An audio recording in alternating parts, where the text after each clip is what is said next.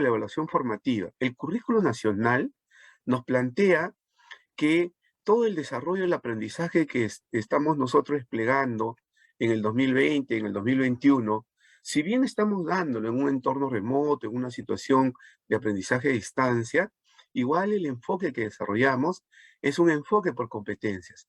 Es decir, buscamos que el estudiante, a partir de enfrentarse a situaciones y a contextos reales o simulados, pueda resolver problemas, pueda tomar decisiones, pueda utilizar sus recursos cognitivos, socioemocionales, pedagógicos, sus saberes previos, sus experiencias, puede utilizar todo aquello que es parte de lo que él ha ido construyendo en la vida diaria, puede utilizar esos conocimientos y esas competencias para resolver problemas cotidianos, para resolver problemas de carácter educativo, de carácter escolar, como es el que a veces nosotros le planteamos a ellos.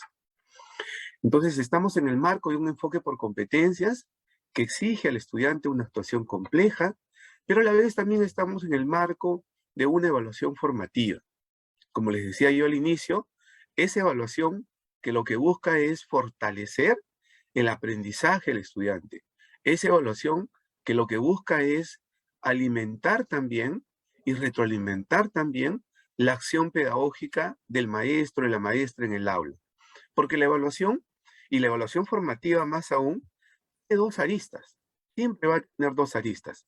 Uno es la evaluación para el aprendizaje, que va a generar procesos de fortalecimiento y de empoderamiento del estudiante respecto a lo que aprende, pero también es una evaluación que mejora el proceso de la enseñanza, porque los resultados, lo que yo voy recogiendo a partir del análisis de evidencia de los estudiantes, también me ayuda a mí como maestro, como maestra, a mejorar lo que estoy trabajando en la planificación, a reajustar mis estrategias de intervención con el estudiante y aseguro también a mejorar las estrategias para mediar en el aprendizaje de los estudiantes.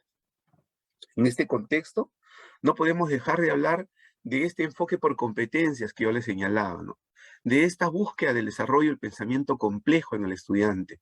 Un pensamiento complejo que, como dice Tobón, vaya más allá de simples actividades rutinarias o lineales, sino más bien que los lleve al estudiante, que lleve a los estudiantes a generar interrelaciones entre los diversos elementos que son parte de su vida cotidiana.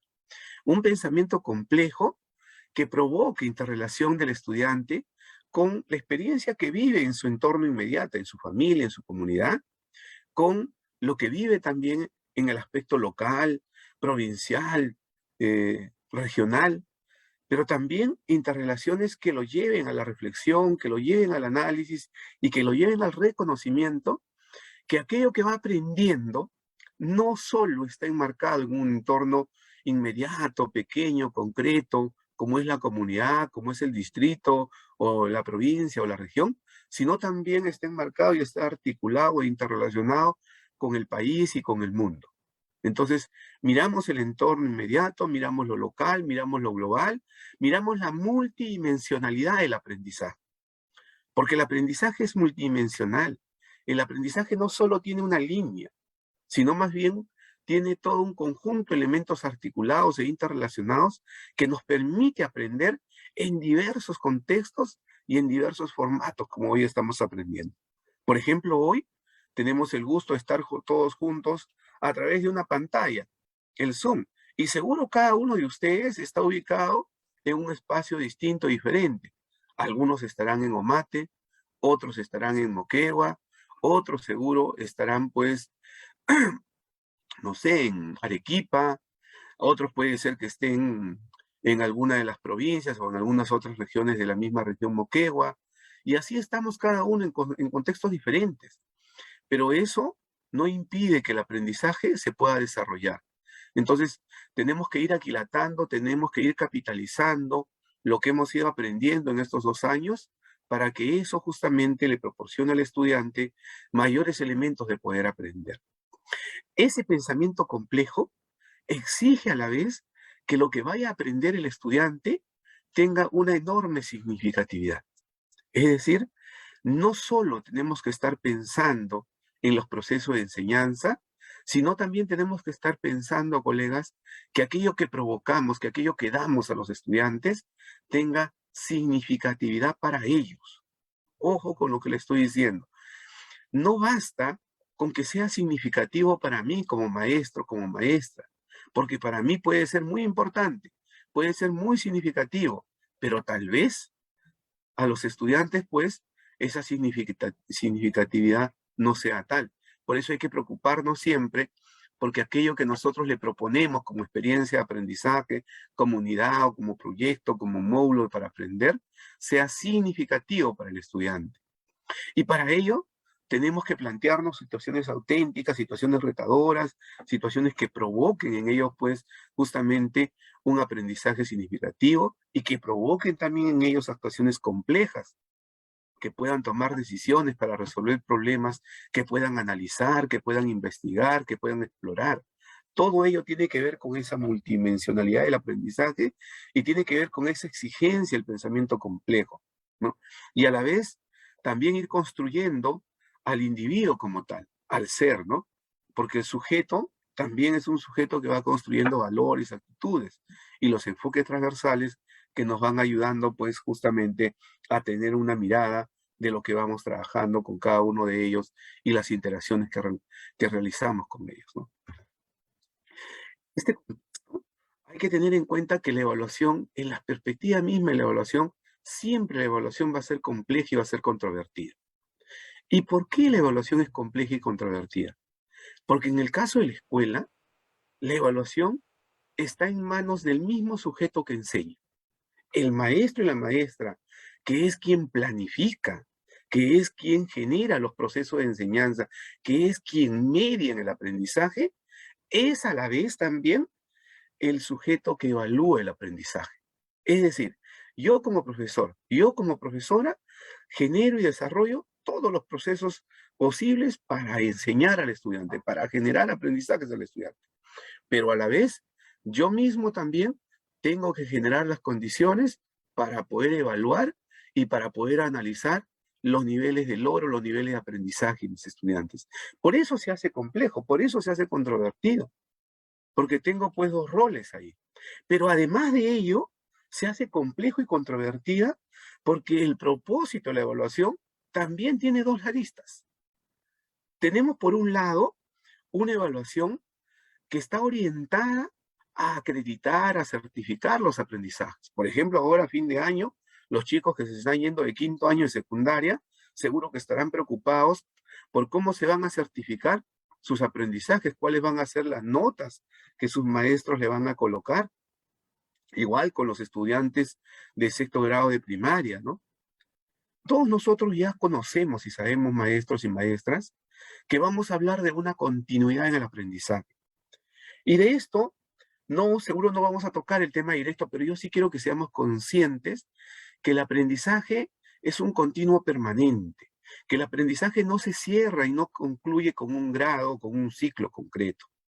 ¿Puedo yo tener una determinada edad, ser un chico, un adolescente, un puber, digamos, que tiene 12 años y está en el primer año de secundaria, estoy en un grupo de estudiantes, pero que yo termine el primer año de secundaria no implica que yo cancelo las competencias y los aprendizajes.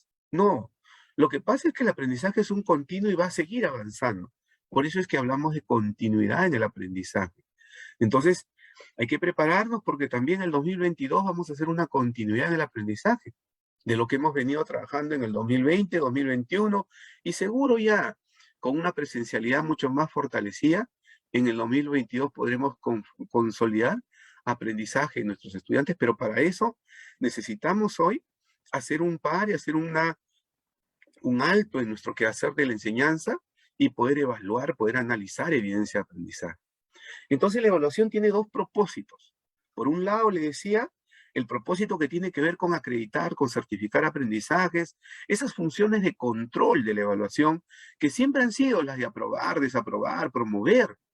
Y entonces esos propósitos también los desarrolla el maestro, el mismo profesor, la misma profesora que desarrolla la planificación, que genera la mediación docente, que brinda retroalimentación, también tiene que evaluar para acreditar, para certificar, para aprobar, para desaprobar, para promover. Pero a la vez, la evaluación tiene otro propósito también importante y gravitante. Y ese segundo propósito tiene que ver con que la evaluación nos debe permitir a nosotros emitir juicios de valor, diagnosticar, reflexionar, regular, retroalimentar y mejorar el aprendizaje. Es decir, una evaluación para el aprendizaje. Una evaluación que permita que el estudiante sea consciente de lo que está aprendiendo y a la vez que el maestro y la maestra pueda regular y mejorar el proceso de enseñanza y el proceso mismo del aprendizaje. Entonces tenemos que la planificación y la evaluación no se debe desligar del proceso de enseñanza-aprendizaje porque siempre van a estar articulados. Tenemos que el mismo sujeto que enseña, que planifica, que media en el aprendizaje, tiene que ser también el que va a hacer evaluación y va a aprobar, desaprobar o promover al estudiante. Pero a la vez, también tiene que desarrollar una evaluación que permita mejorar el proceso del aprendizaje. Y entonces esta contradicción, esta complejidad, esta contraversión que hay en este proceso hace que a veces pues no miremos con plenitud a esta evaluación formativa. Lamentablemente en la práctica, a partir justamente de lo que hacemos cotidianamente y a partir de estos elementos, ¿no?, paradigmáticos que hemos venido viviendo a lo largo de toda nuestra escolaridad y después a lo largo de nuestra práctica como maestros, como maestras, ha hecho que las funciones de control sean más importantes que las funciones más bien de mejorar el aprendizaje y fortalecer el aprendizaje. Por eso es que hoy muchos maestros y maestras al cierre del año están muy preocupados de cómo van a colocar las notas a sus estudiantes. Porque es normal, esa ha sido siempre la tendencia. La tendencia es que me preocupo por poner nota, cuando debería de ser más bien que nosotros deberíamos estar muy preocupados por identificar cuál es el nivel real de aprendizaje de nuestros estudiantes, por identificar cómo puedo yo fortalecer y mejorar el aprendizaje de mis estudiantes. Tendría que preocuparme más bien por saber yo cómo voy a planificar mi carpeta de recuperación, a partir de qué criterios tengo que planificar la carpeta de recuperación. Y me podrán decir de repente, profesor Julio, pero la carpeta de recuperación ya nos están proporcionando carpetas preelaboradas. Y eso es cierto, pero son ustedes, maestros y maestras, quienes van a tomar decisiones de si esas carpetas de recuperación tal como están, la van a presentar a los estudiantes.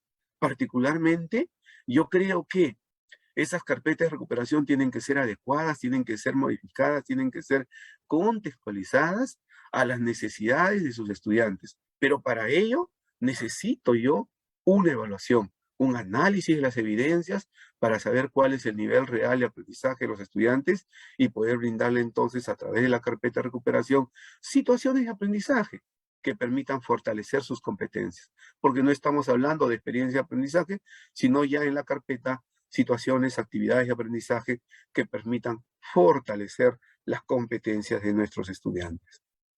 En esta perspectiva, entonces, hemos pasado de una práctica centrada en la enseñanza, donde el resultado de lo que nosotros enseñábamos solo tenía dos colores, azul y rojo. Teníamos que decir si lo que hacía el estudiante era correcto o si lo que hacía el estudiante era incorrecto. Entonces usábamos colores, ¿no? Es más, era clásico tener un pilot de tinta líquida para ver y corregir el trabajo de los estudiantes, y si salía desaprobado, es decir, de 10 para abajo, usábamos pues el color rojo y le colocábamos una nota, ¿no? O le colocábamos una X o un signo de interrogación o un aspa y decíamos que lo que decía el estudiante era incorrecto, ¿no? Hoy, por el contrario, si tenía una nota valorativa positiva, usábamos el lapicero azul y le decíamos al estudiante que era correcto, ¿no? Entonces, esa práctica centrada en la enseñanza, que solo miraba el proceso final de la enseñanza, estaba mirando estas acciones de control, estas acciones que nos llevaban a certificar, a aprobar o desaprobar al estudiante. En cambio, hoy, esta perspectiva de la evaluación más bien ha ido cambiándose en función también a cómo hemos ido cambiando el enfoque del proceso de evaluación mismo. Y hoy hablamos más bien de una práctica centrada en el aprendizaje del estudiante. Hoy hablamos de una práctica que mira al estudiante como el centro de todo el proceso, que es el estudiante el centro del quehacer de la enseñanza y del aprendizaje, que nosotros planificamos pensando en el aprendizaje del estudiante, que nosotros evaluamos pensando en fortalecer el aprendizaje del estudiante, que nosotros reajustamos y adaptamos nuestro propio proceso de enseñanza, nuestra planificación, porque estamos pensando en cómo mejorar el aprendizaje del estudiante. Esta práctica, entonces, centrada en el aprendizaje del estudiante, parte permanentemente por generar diagnósticos de cuál es el nivel real de aprendizaje de estos estudiantes. Esta práctica centrada en el aprendizaje del estudiante busca retroalimentar al estudiante para que él sea consciente de cómo está progresando en su aprendizaje, para que sea consciente de qué está aprendiendo, de cómo está aprendiendo, de cuáles son sus limitaciones, cuáles son los errores que tiene y cómo puede mejorar. Entonces, nos interesa tanto el proceso del aprendizaje como el resultado del aprendizaje. No solo miramos la llegada final, el punto final del aprendizaje, sino nos interesa ver, y es muy importante ver, el proceso de ese aprendizaje. Todo ello se enmarca en la evaluación formativa, en la evaluación para aprender, en la evaluación para el aprendizaje. El currículo nacional nos dice que el enfoque formativo de la evaluación, ¿no?, nos orienta como un proceso sistemático que permite recoger y valorar información relevante acerca del nivel de desarrollo de la competencia. ¿Y para qué yo recojo información relevante sobre el nivel de desarrollo de la competencia? Pues recojo esa información para contribuir de manera oportuna a mejorar su aprendizaje. Miren lo que nos dice el currículo, nuestro currículo nacional, que abarca a los niveles inicial, primaria y secundaria, que no los desliga ninguno de ellos. Este currículo nuestro nos dice que este enfoque de evaluación formativa es sistemático, organizado y planificado, y que nos tiene que permitir valorar el desempeño de los estudiantes en situaciones reales, en situaciones concretas. ¿Para qué? Para identificar cuáles son los niveles actuales, los niveles reales de aprendizaje respecto a la competencia, pero no para colocar una nota. Seguro que colocar una nota es importante, seguro que certificar al estudiante es importante, no lo niego, pero fundamentalmente evaluamos para crear oportunidades de aprendizaje. Evaluamos para que el estudiante sea consciente de cómo está aprendiendo. Evaluamos para que nosotros mismos, desde nuestra práctica pedagógica como maestros, como maestras, también generemos nosotros, pues, oportunidades para que aprenda mejor el estudiante. Eso es importante que vayamos generando en todos estos procesos. La evaluación formativa, entonces, está muy articulada al enfoque por competencias, porque estamos mirando el desarrollo de las competencias de los estudiantes y a través de este enfoque formativo de la evaluación, estamos buscando que el estudiante aprenda la evaluación. Por eso hay una evaluación para el aprendizaje, una evaluación que hace consciente, que empodera al estudiante y que lo va apropiando de cómo aprende y cómo aprender mejor y cómo desarrollar su aprendizaje. Pero también podemos hacer que la evaluación sea parte del aprendizaje y todos ustedes lo están haciendo este año. Cuando ustedes hacen que el estudiante utilice una lista de cotejos para autoevaluarse, lo que están haciendo justamente es que el estudiante sea parte del aprendizaje, es decir, la evaluación como aprendizaje. Yo evalúo lo que hago, yo soy consciente de lo que hago y reflexiono sobre lo que hago. Pero también no hay que olvidarnos que hay una evaluación del aprendizaje. Esta evaluación del aprendizaje, esta evaluación certificadora, tiene que ver también con cómo se complementa con el enfoque formativo de la evaluación. Y todo ello nos debe llevar a una retroalimentación formativa. La evaluación formativa, entonces, es un puente, ¿no?, entre la acción del maestro, la acción de enseñanza del maestro y el aprendizaje del estudiante. Es un puente que está buscando lograr las expectativas que nosotros tenemos sobre qué queremos que el estudiante aprenda. Es un puente que está enfocado a desarrollar y a responder a esas necesidades de aprendizaje de nuestros estudiantes. A través justamente de las evidencias de aprendizaje y de recabar información relevante respecto al aprendizaje, nosotros vamos movilizando en el estudiante diversos contextos de aprendizaje. La evaluación, entonces, para el estudiante tiene que servir para que mejore, para que fortalezca, para que diagnostique también su propio aprendizaje. Pero en la enseñanza tiene que servir para que el maestro y la maestra puedan modificar, puedan reajustar su planificación, puedan mejorar sus estrategias de enseñanza. Es un proceso entonces permanente, constante, que moviliza el aprendizaje tanto hacia la enseñanza como el aprendizaje del estudiante.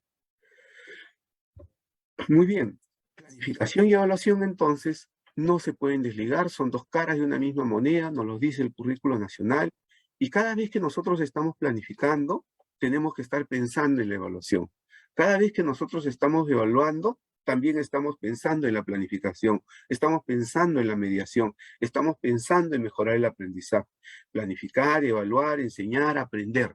Procesos que van en interrelación y que no se desligan. Lo que nosotros tenemos que ser conscientes, maestros, maestras, es que cuando estamos hablando de evaluación, necesariamente estamos pensando en la planificación. Y cuando estamos pensando en la planificación, también estamos pensando en la evaluación. No hay que separarlo.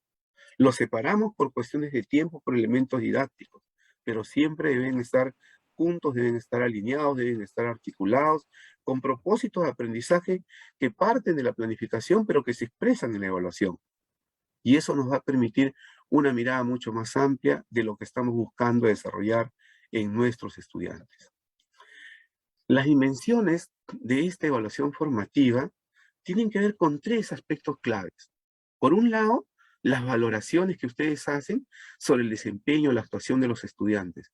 Estas valoraciones son importantes porque permite al estudiante ir reconociendo cómo está mejorando, cómo está progresando respecto al desarrollo de la competencia. Pero a la vez permite al docente brindarle orientaciones, andamiajes, ayudas, para que el estudiante vaya transitando de una zona de desarrollo real a una zona de desarrollo potencial o una zona de desarrollo superior. La intención de un proceso de aprendizaje, un proceso de evaluación, es que el estudiante siempre transite hacia un nivel superior de aprendizaje. Y para ello, la retroalimentación nos va a servir como un medio importante para que hagamos pues que los estudiantes reflexionen sobre su propio proceso de aprendizaje. Esto pues mejorará la calidad del aprendizaje, mejorará la calidad de la enseñanza y por ende pues nos llevará a una mejor posición respecto a lo que nuestros estudiantes vayan aprendiendo. Muy bien, ese ha sido un pequeño marco